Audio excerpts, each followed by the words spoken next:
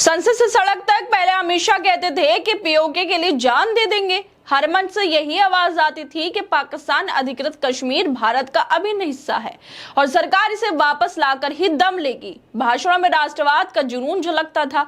मानव PoK को लेने की तैयारी कल ही पूरी हो जाएगी। लेकिन अब जब ऑपरेशन सिंदूर के जरिए सेना ने पाकिस्तान को घर में घुसकर मारा तो अचानक स्वर बदल गए। अब खुद राजनाथ सिंह संसद में खड़े होकर कह रहे हैं कि सीमा पार करना या वहां के टेरिटरी के अंदर जाना इस ऑपरेशन का हिस्सा नहीं था।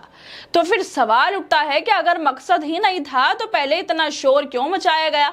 अगर प्लान नहीं था तो प्लेन क्यों उड़ाए गए? इतनी बड़ी सैन्य कार्रवाई की गई फिर भी पीओके को वापस लाने की हिम्मत नहीं दिखाई गई।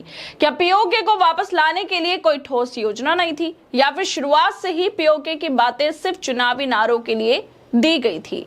एक तरफ जान देने की बात, दूसरी तरफ प्लान नहीं था। ये कैसे दोहरा चरित्र है? क्या पीओके के नाम पर देश से सिर्फ भावनात्मक खेल खेला जा रहा है?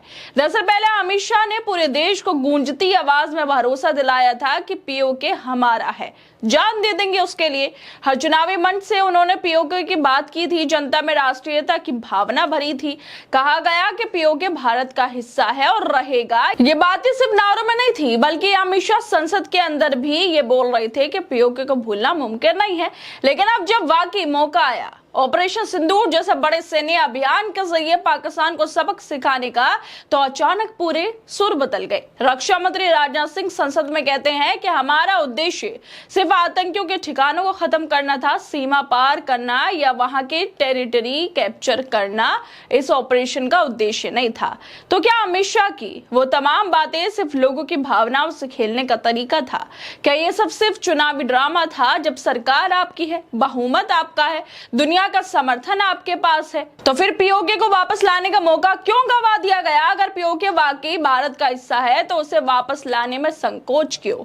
रक्षा मंत्री कह रहे हैं कि मकसद जमीन लेना नहीं था, तो फिर जनता को पीओके का सपना क्यों दिखाया गया? अगर पीओके आज नहीं लेंगे तो कब लेंगे? क्यों सीमा पार करके पीओके को साथ लेकर नहीं आए? अमित शाह संसद में तो बहुत बोलते थे, लेकिन राजनाथ सिंह ने ही सच्चाई बता दी, ये बोलकर कि हमारा मकसद ही नहीं है सीमा पार करना या वहां की टेरिटरी कैप्चर करना। ऑपरेशन सिंदूर को जब पीओके के दरवाजे तक पहुंचाने का अवसर मिला तो सीज फायर कर लिया गया।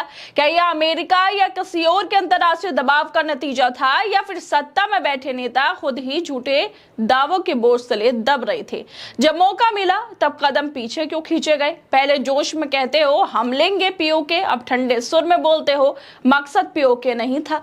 तो फिर देश की सेना और जनता को क्या सिर्फ एक स्क्रिप्ट का हिस्सा बनाया गया था?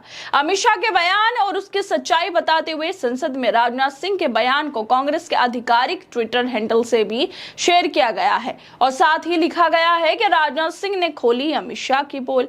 देश के दोनों सदनों में इस समय ऑपरेशन सिंदूर को लेकर बहस हो रही है। लोकसभा के बाद राज्यसभा में भी ऑपरेशन सिंदूर को लेकर सवाल उठाए जा रहे हैं, जिन पर देश के रक्षा मंत्री राजनाथ सिंह ने जवाब दिया और जवाब ऐसा दे दिया कि अमित शाह के पीओके लेने वाले बयान पर ही भारी पड़ गया। वैसे राजनाथ सिंह ने क्यों कहा कि ऑपरेशन का मकसद सीमा पार करना या वहां की टेरिटरी कैप्चर करना नहीं था? वैसे क्यों नहीं था? होना चाहिए था। पूरा देश पीओके को भारत में मिलाना चाहता है, लेकिन लास्ट में आकर सीज फायर कर दिया गया। सीज फायर क्यों किया, किसके कहने पर किया, इसको लेकर भी डोनाल्ड ट्रंप दावे करते रहते हैं। आज सवाल सीधा है, जब सरकार आपकी है, सेना आपका आदेश मान रही है, संसदीय बहुमत आपके पास है, तो फिर क्या वजह थी कि पीओके को भारत में मिलाने का एक भी प्रयास नहीं हुआ? क्या ये राजनीति है या बस विदेशों से आए फोन कॉल पर लिया गया एक रणनीतिक ब्रेक? क्या यही वो मजबूत सरकार है जो चुनाव से पहले चिल्लाती है और चुनाव के बाद खामोश होकर रह जाती है? खैर दोस्तों, आप लोग क्या लगता है? पहले अमित शाह का बयान जिसमें वो कह रहे थे कि जान दे देंगे लेकिन पीओके को वापस लाएंगे, और अब राजनाथ सिंह कह रहे हैं कि टेरिटरी कैप्चर करना हमारा मकसद नहीं था, इस ऑपरेशन का मकसद था ही नहीं। इन दोनों चीजों को लेकर और इन दोनों बयानों को लेकर आप लोग क्या लगता है? हमें अपनी राय जरूर दें और बाकी तमाम खबरों को देखने के लिए जुड़े रहिए हमारे साथ।